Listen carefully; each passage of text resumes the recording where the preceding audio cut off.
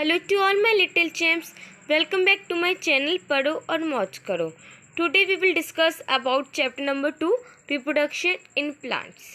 We all know that the earth is the only planet which supports life.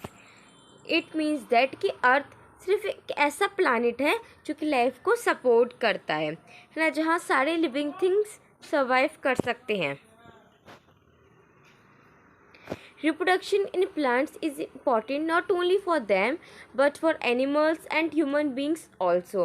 तो reproduction जो है सिर्फ plants के लिए ही ज़रूरी नहीं है बल्कि animals और human beings के लिए भी ज़रूरी है, जिससे वो अपनी जनरेशन अपना प्रोडक्शन कर सकें. Reproduction from seeds. As discussed in earlier classes, new plants mostly arise from seeds. So as all we know कि जो plants कहाँ से आते हैं, है ना, प्लांट्स डेवलप फ्रॉम सीड्स ना. प्लांट्स कहाँ से आते हैं? सीड्स से आते हैं. It received sufficient amount of water, air and warmth. देखो क्या होता है, जो सीड होता है उसको हम सॉइल में डालते हैं, राइट.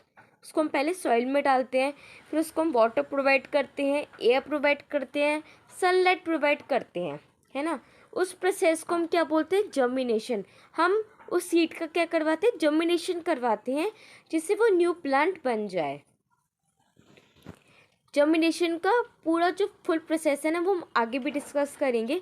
तो अभी के लिए आप इतना समझ लीजिए, जर्मिनेशन इज द प्रोसेस जहाँ हम सीड्स जो हैं सॉइल में डालते हैं, उसको हम वाटर, एयर और सनलाइट प्रोवाइड करते हैं for the new plant to grow.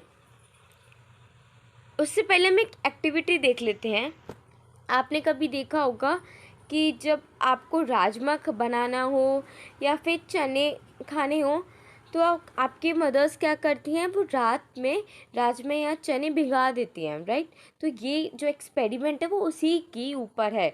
ये एक्सपेरिमेंट आप घर पे भी परफॉर्म कर सकते हैं, या कभी आपकी मदर ऐसा करें तो आप उसको भी ऑब्जर्व कर सकते हो, है ना. राजमा को लेके टेक सम ग्राम और bean seeds and soak them in water for 2 to 3 days. तो आपको क्या करना है, ग्राम या बीन सीड्स लेनी है. फॉर एग्जाम्पल हम राजमा ले लेते हैं, वो एक कॉमन एग्जाम्पल है इसलिए. तो राजमा को हमें क्या करना है, पानी में डालना है 2 से 3 दिन के लिए. उसके बाद now take out a seed and observe it carefully. तो अब हमने क्या किया, जब हम उसको वाटर में रख दिया रात के 2 से 3 दिन में, तो हमने उसको अब उसके बाद हमें उसे ऑब्जर्व करना है, उसकी सीडिंग्स को. You will see an outer skin like covering.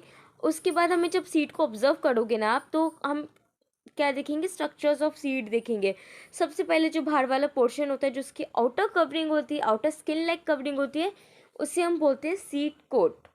हमने ऑब्जर्व किया होता है वो नॉर्मली कि जैसे आपने रात में राजमा रखा है ना, उसके बाद आप जब सुबह देखोगे या फिर चने को देखोगे तो वो क्या फूल जाते हैं, स्वेल अप हो जाते हैं. तो वो क्यों स्वेल अप होते हैं? Because of seed coat. Seed coat की वजह से वो स्वेल अप हो जाते हैं, जो कि उसकी एक आउटर स्किन लाइक कवरिंग है. तो उसका फंक्शन क्या होता है सीड कोट का? इसका सीड कोट का फंक्शन है जिससे वो सीड को प्रोटेक्ट कर पाए, ना, सीड को कुछ हार्म ना पहुंचा पाए. If you remove this you will find seed leaves. उसके बाद सीड कोट के नीचे क्या होता है, हमें क्या मिलेंगे, सीड लीव्स मिलेंगे, जिसका नाम क्या होता है, कॉटिलिडन्स, राइट. अब देखिए यहाँ लिखा नहीं है बट मैं आपको बता देती हूँ. नॉर्मली जो कॉटिलिडल होता है वो 2 टाइप के होते हैं. एक तो मोनो मतलब होता है 1, राइट, और एक होता है die.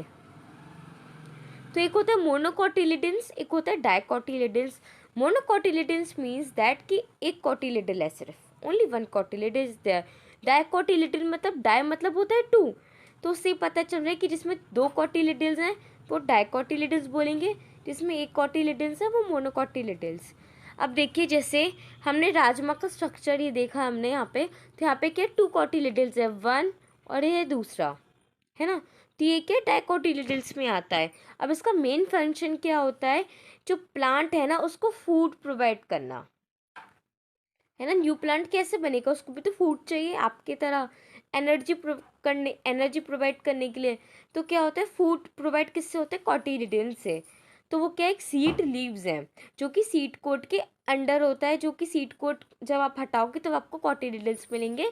On separating these cotyledons you will observe a baby plant inside. तो जैसे आप कोटिलिडल को हटा दोगे, सेपरेट कर दोगे, हम क्या दिखेंगे, उसमें एक बेबी प्लांट होगा. और यही बेबी प्लांट जो है वो न्यू प्लांट में बन जाता है, ग्रोस इनटू अ सीडलिंग कर सकते हो आप उससे। अब हम देखते हैं जर्मिनेशन का होल प्रोसेस कि कैसे होता है, क्या होता है। The development of a seed into a seedling is not a single step process, है ना। अब जो हमारा ये जो रिप्रोडक्शन वाला पार्ट है, जो जर्मिनेशन वाला प्लांट का पार्ट है, वो एक ऐसा नहीं है कि हाँ आपने एक रात में किया और बस दूसरा प्लांट आ गया, ऐसा नहीं होता। इट्स अ लॉन्ग प्रोसेस और धीरे धीरे चीज़ें होती हैं। Before growing into a fully grown plant a seed has to grow through a number of stages. तो उनको न्यू प्लांट बनाने के लिए, पेरेंटल प्लांट को न्यू प्लांट बनाने के लिए, है ना, एक पेरेंटल प्लांट मतलब जिससे आप सीड्स ले रहे हो, जिस प्लांट से आप सीड्स ले रहे हो ना, वो क्या हो गया, पेरेंटल प्लांट, है ना। और जो बन रहा है वो क्या, न्यू प्लांट है। तो वो क्या होता है, नंबर ऑफ स्टेजेस उनको पार करने पड़ते हैं जिससे न्यू प्लांट ग्रो हो जाए। फर्स्ट प्रोसेस क्या है, a seed is sown in the soil. सबसे पहले तो यही है कि आप सीड को सॉइल में डाल दोगे। इट इज़ वाटर डेली, फिर आप उसको पानी दोगे। डेट इट रिमेन्स मॉइस्ट, जिसकी वजह से वो मॉइस्चर हो सके उसमें। And the seed coat can be broken easily, और सीड कोट जो है वो सेपरेट हो सके ना, सेपरेट होके सीड कोट सेपरेट होकर तभी कॉटिलिडल निकलेगा, फिर तभी बेबी प्लांट, है ना। It gets air from the atmosphere and warmth from the sun. तो सीड कोट जैसे रप्चर हो जाता है, जैसे बाहर हो निकल जाता है, तो वो क्या करता है, एटमॉस्फेयर से एयर लेता है और सनलाइट लेता है from the sun. Next step देखते हैं हम। नेक्स्ट स्टेप क्या है, the seedlings breaks the seed coat and comes out of the seed. अब क्या होता है, सीड कोट क्या होता है, जब ब्रेक हो जाता है तो जो सीड है वो सीड कोट से बाहर आ जाता है। It obtains it food firstly from the cotyledons and then from the soil. सबसे पहले वो फूड कहाँ से मिलता है, कॉटिलिडल से मिलता है ना। सबसे पहले फूड कहाँ से मिलेगा आपको, कॉटिलिडल से। प्लांट्स को फूड कहाँ से मिलेगा, कॉटिलिडन से, फिर मिलता है सॉइल से। The seedlings develops roots and shoots. उसके बाद सीडलिंग्स में आपने धीरे धीरे देखा होगा, उसके बाद क्या होगा, उसके बाद धीरे धीरे हम आप देखोगे सीड में से रूट्स और शूट्स निकल जाते हैं। रूट्स कौन सा वाला पोर्शन होंगे, हमारा जो सॉइल के नीचे वाला पोर्शन है उसे हम रूट्स कहते हैं। जो शूट है सॉइल के ऊपर वाला जो पोर्शन, आपको ब्रांचेस लीव्स दिखती हैं, वो सारे के सारे हमारे शूट के अंडर आता है। The seedling now develops leaves and branches and finally grows into a plant. उसके बाद सीडलिंग्स जो हैं वो क्या, लीव्स और ब्रांचेस आ जाती हैं सॉइल के ऊपर, है ना। अब मैं आपको दिखाती हूँ, देखिए कुछ बच्चे कंफ्यूज भी हो जाते हैं। देखिए ये वाला जो पोर्शन है, ये जो आपको ये वाला, ये जो निकल रहे हैं, ये क्या है, रूट पोर्शन है, रूट वाला। और ये ऊपर वाला है, ये क्या, शूट पोर्शन है हमारा, इसमें ब्रांचेस और लीव्स वगैरह होती हैं। अब हम देखते हैं। अब देखिए, अच्छा ठीक है, मैंने आपको एक घर में एक पैकेट ऑफ ब्रेड दिया, only one packet of bread I give you, and then आपको क्या करना है, अगर उसी से काम चलाना है, that one packet of bread से ही आपको काम चलाना है। तो अब देखिए, अगर आप अकेले होगे वहाँ एक घर में, आप अकेले हो तो आप एक हफ्ते के लिए या फिर मतलब एक हफ्ते 2 हफ्ते काम चला सकते हो आराम से, राइट। और अगर वहीं आपके फ्रेंड्स भी हों और आप भी हो, है ना, आपके कजिन्स भी हों, आपके ब्रदर एंड सिस्टर्स भी हों, तो आप उस एक ब्रेड के पैकेट से काम चला सकते हो नहीं ना। उससे क्या होता है, उसमें क्या होता है, कंपटीशन बढ़ जाता है, जो हमारा फूड है वो कम पड़ सकता है, जो अवेलेबल फूड है वो कम पड़ जाता है। तो वैसे ही क्या होता है हमारे प्लांट्स के साथ होता है, क्या होता है, अगर एक ही जगह पे बहुत सारी सीड्स होंगे ना, है ना, एक ही जगह पे बहुत सारी सीड्स होते हैं। देखो ये लिखा है, such seeds compete with each other for the available food. क्या होता है, एक ही रीजन पे अगर बहुत सारी सीड्स होते हैं तो वो क्या करते हैं, एक दूसरे से कंपटीशन करने लग जाते हैं फूड के लिए। तो इसलिए क्या होता है, हमें ना मतलब अगर जब भी प्लांट ग्रो करवाना चाहिए ना, तो सीड्स को थोड़ा दूर मतलब लगाना चाहिए, है ना, सॉइल के अंडर। तो क्या होता है उससे, जो फूड की जो अवेलेबिलिटी होती है ना, सब अच्छे से मतलब सबको अच्छे से फूड प्रोवाइड हो पाता है, उसके उनके बीच में कोई भी कंपटीशन नहीं होता है, और ठीक से न्यू प्लांट बन जाता है। देखिए, अगर आप ग्रो करवा रहे हो प्लांट को तो आप आसानी से कर सकते हो उसका डिस्पर्जल मतलब होता है उसको स्कैटर करना, सीड्स को इधर उधर बिखेरना। This process by which the seeds are scattered away from the parent plants is called dispersal. तो देखिए डिस्पर्जल क्या प्रोसेस है, डिस्पर्जल वो प्रोसेस है जो कि पेरेंट प्लांट से क्या होता है, सीड्स लेते हैं, ठीक है, सीड्स आई, उसके बाद सीड्स जगह जगह अलग अलग रीजन्स में बिखर जाएं या फिर स्कैटर हो जाएं from the parents plants, away from the parents plants, उसको हम डिस्पर्जल कहते हैं। मतलब सीड्स का इधर उधर बिखर जाना, इन हिंदी अगर मैं बोलूँ प्योर हिंदी में तो सीड्स का इधर उधर बिखर जाना अपने पेरेंट प्लांट से दूर। और वो डिस्पर्जल बहुत सारे एजेंट्स करते हैं, जैसे विंड्स हो सकते हैं, आपके इंसेक्ट्स हो सकते हैं, है ना, वाटर हो सकता है, जिस एजेंट्स के बारे में हम आगे पढ़ेंगे। तो विंड हो सकता है, वाटर, एनिमल्स, है ना, एक्सप्लोजन। तो उससे क्या होता है, तो बहुत सारे एजेंट्स होते हैं जो कि डिस्पर्जल करते हैं सीड्स का। Fruits have developed special features, let's study how these features help them in the dispersal and the mechanism of dispersal of each agent. अब हम पहले विंड के बारे में देखते हैं, डिस्पर्जल एजेंट के बारे में, which is wind. The seeds of plants like cotton, sycamore and dandelion are very light and have either wings or hair on them. तो देखो क्या होता है, मैं आपको बताती हूँ। जो प्लांट्स के सीड्स होते हैं ना, है ना, जो प्लांट्स के सीड्स होते हैं वो अलग अलग टाइप के होते हैं, अलग अलग प्रकार के होते हैं, अलग अलग वैरायटी के होते हैं। तो जो सीड्स जो विंड से डिस्पर्स होती हैं, जो स्कैटर्ड होती हैं, जिससे वो बिखर जाती हैं, वो उनकी फीचर्स अलग होते हैं, उनकी प्रॉपर्टीज़ अलग होती हैं। जैसे जो विंड है, विंड क्या है, हवा, राइट। हवा उन्हीं चीज़ों को तो ले जा सकती है ना जो कि हल्की चीज़ों, है कि नहीं। तो सीड जो कि बहुत लाइट होते हैं, है ना, जिनकी विंग्स होते हैं, जो कि हेयर होते हैं जिनमें ना, जिससे वो इधर से उधर बहुत जल्दी स्कैटर हो सके ना, वो विंड को यूज़ करते हैं अपने डिस्पर्जर्स के लिए। जैसे कॉटन का प्लांट हो गया, है ना, स्कैमो, डैंडेलियन। तो ये सब एग्जाम्पल आपको देखने पड़ेंगे, सबके एग्जाम्पल आप याद कर लीजिएगा कि विंड से कौन से के सीड डिस्पर्स होते हैं, cotton, sycamore and dandelion. These features enable them to be easily carried away by wind। तो ये जो फीचर्स हैं उनके, वो उनको हेल्प करते हैं विंड को, हवा को, जिससे इधर से वो डिस्पर्स हो सके, एक रीजन से दूसरी रीजन जा सके और अपने न्यू प्लांट में ग्रो हो सके। अब हम देखते हैं नेक्स्ट, वाटर। तो the seeds of fruits of plants growing near on in water are either spongy or fibrous. जो वाटर जिसका डिस्पर्जल एजेंट होता है वो कैसे, है ना, they are spongy or fibrous. This enable them to float on water. क्या होता है, जो स्पॉन्जी होता है ना, आप कोई स्पॉन्ज लेके कोई चीज़ देखोगे ना जो कि स्पॉन्जी होगा, जो बहुत पफीनेस होगी, तो आप उसे वाटर पर डालते हो तो वो फ्लोट होने लग जाती हैं, उसका लाइट वेट होता है। वैसे इन सीड्स का होता है, ये थोड़ी स्पॉन्जी होते हैं और फाइब्रस होते हैं, जिसकी वजह से वो वाटर पर फ्लोट कर जाते हैं और वाटर इधर से उधर उनको डिस्पर्स कर देता है। Water then carries them to different places, for example coconut, lotus fruit and seeds of mangrove plants are carried away by water. तो ये इसके एग्जाम्पल है, कोकोनट, लोटस फ्रूट और मैंग्रोव प्लांट्स। तो ये सारे क्या हैं, एग्जाम्पल हैं जो कि डिस्पर्स होते हैं वाटर के थ्रू। एनिमल्स, अब हम एनिमल्स देखते हैं। तो देयर आर मैनी एनिमल्स जो कि एक डिस्पर्जल एजेंट्स की तरह काम करते हैं, सीड्स को डिस्पर्स करते हैं।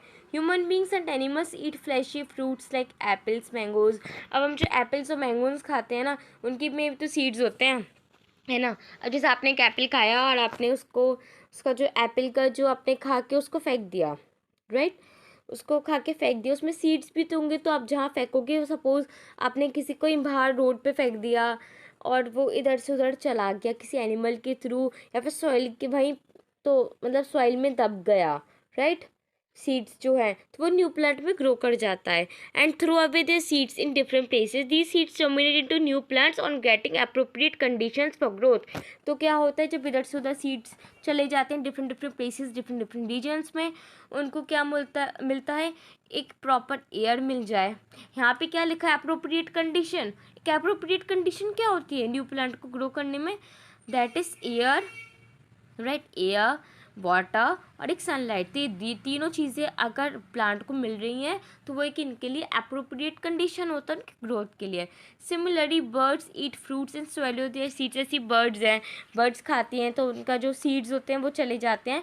The undigested seeds then come out as it is in the faeces and germinate into new plants. तो क्या होता है, जो अनडाइजेस्टेड सीड्स होती हैं वो उनकी जो वेस्ट मटेरियल है उनके थ्रू वो जर्मिनेट होकर न्यू प्लांट पे ग्रो कर जाती हैं, है ना। जैसे अब वो खा लिया उन्होंने कोई फ्रूट वगैरह, कोई बर्ड्स थे, फिर कहीं कहीं और जाके बैठ गए, किसी और रीजन में जाके बैठ गए, और फिर उनका जो वेस्ट मटेरियल होता है, जो इसमें अनडाइजेस्टेड सीड्स निकलते हैं, वो सॉइल में जर्मिनेट हो जाता है और न्यू प्लांट में ग्रो हो जाता है। Some seeds have sticky hair, और कुछ सीड्स के क्या होते हैं, स्टिकी हेयर होते हैं, स्टिकी हेयर होते हैं, ब्रिस्टल्स होते हैं, हुक्स होते हैं, वर्ब्स होता है this get transported by sticking to the fur of animal or even to the clothes of human beings. तो क्या होता है, एनिमल्स के जो फर वाले एनिमल्स होते हैं, कुछ स्टिकी किसी सीड्स कुछ ऐसे हों जैसे स्टिकी हेयर हो, उसमें हेयर लगाओ तो वो चिपक जाए हमारे कपड़ों से जाके, फिर एनिमल्स के स्किन से जाके, तो इधर से उधर वो डिस्पर्स हो सकते हैं। अब हम देखते हैं explosion. Fruit scatter the seeds by exploding the seeds are ripe and the pod has dried it burst open and the seeds are scattered. तो क्या होता है कि पहले तो सीड्स का एक्सप्लोजन हो जाता है जिसकी वजह से फ्रूट्स का एक्सप्लोजन हो जाता है, जिसकी वजह से सीड जो है डिस्पर्स हो जाते हैं, उनका सीड कोड का ब्रेक डाउन हो जाता है, फिर दर से उधर वो डिस्पर्स हो जाते हैं। For example pods of squirting cucumber spread their seeds by explosion. तो क्या होता है, for example pods of cucumber, जो कुकुम्बर के भी पॉड्स होते हैं वो भी ऐसे उनका भी एक्सप्लोजन से ही इधर से उधर सीड्स जाते हैं।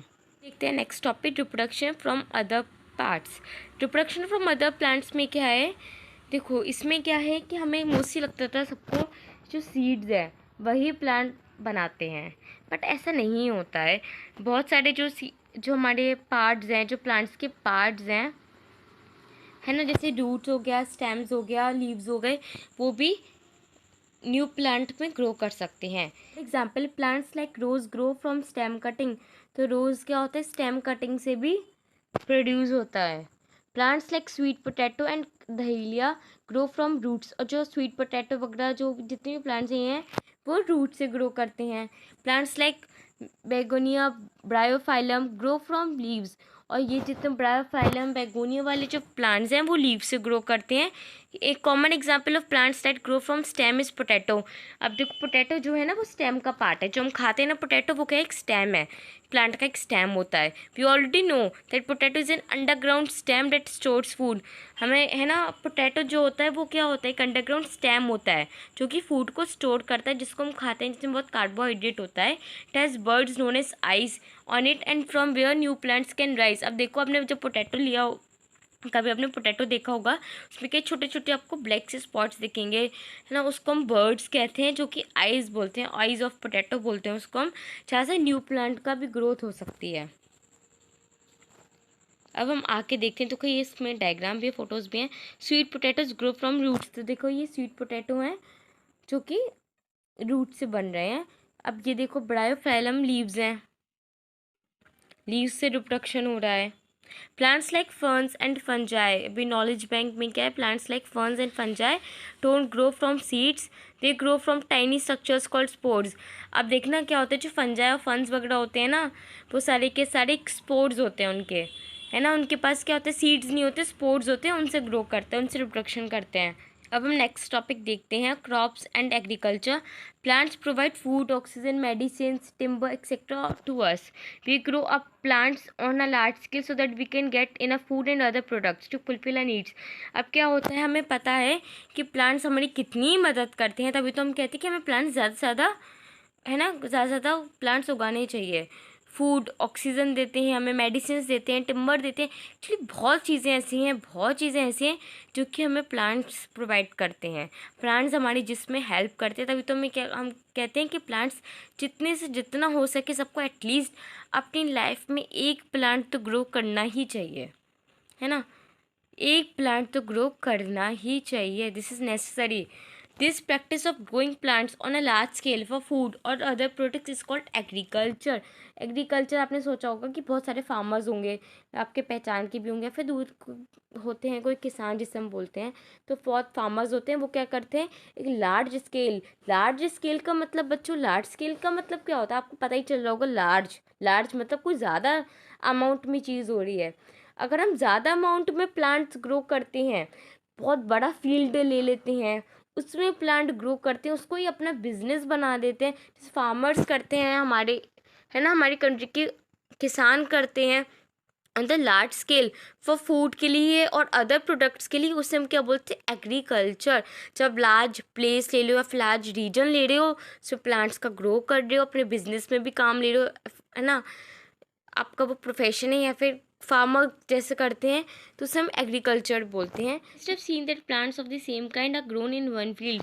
क्या होता है, जो सेम काइंड के जो प्लांट्स होते हैं ना, उसको हम एक ही फील्ड में आप ग्रो करवा सकते हो, है ना। जैसे वीट प्लांट है वो सिर्फ एक ही फील्ड में आप ग्रो करवा सकते हो, राइस प्लांट है सिर्फ एक ही फील्ड में आप ग्रो करवा सकते हो। इन सबको क्या बोलते हैं, क्रॉप्स बोलते हैं।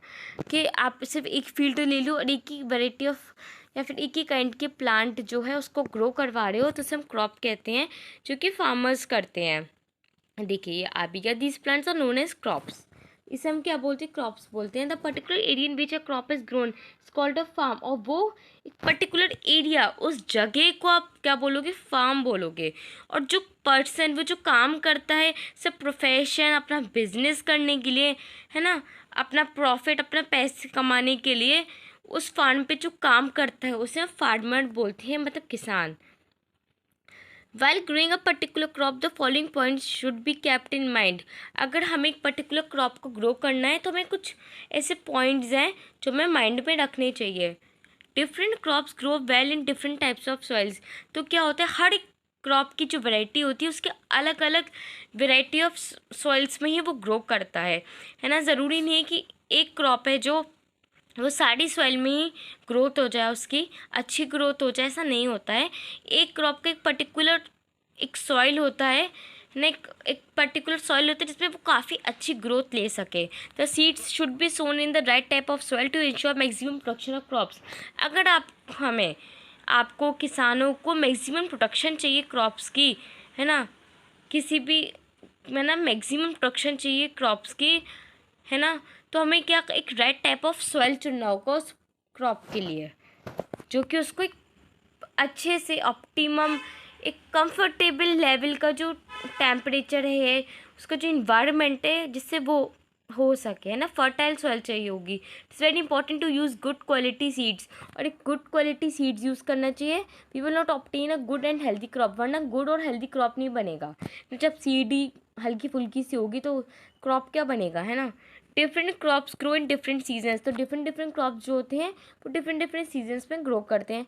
जैसे some crops like rice and maize are grown in summer from June to October. अब देखिए सबका टाइम होता है, जैसे राइस और जो मेज़ होते हैं ना, उनका टाइम क्या होता है, समर में, गर्मियों में होता है, जैसे जून टू अक्टूबर।